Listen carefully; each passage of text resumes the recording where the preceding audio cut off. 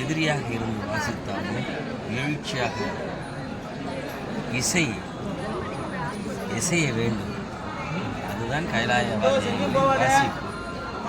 அதை விட்டுவிட்டு உடனாக இருந்து உடனாகவே பழகி பழைய சோறு போல் சாப்பிட்டுக்கிட்டு 3 நாள் ஊசடித்த சோறாக இருந்தாலும் பரவாயில்ல சுட வச்சு சாப்பிடலாம் என்று ஊச சோறை சாப்பிட்டுக்கிட்டு ஊத்த பொல்லோடு பல்லு விளக்காமல்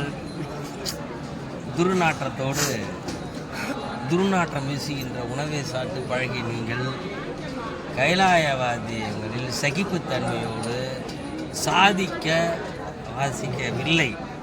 இது என்னுடைய மனமார்ந்த வருத்தம்.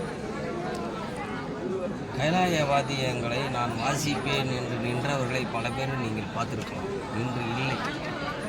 இந்த 44 ஆண்டுகளில் கைலாயவாதியங்களை நான் தான் வாசிப்பேன், நான் தான் முன்னிருந்து முனைப்பாக வாசிப்பேன் என்று காட்டிக்கொள்வேன் என்றவெல்லாம் காணாமல் போய்விட்டார்கள், மாண்டு போய்விட்டார்கள். ஆண்டவனுக்கு வாசித்தவர்கள் மாண்டு போகலாமா? பெயர் சொல்லி வாழ்ந்து போக வேண்டும். சுடுகாட்டுக்கு சென்றாலும் பெயர் சொல்ல வேண்டும்.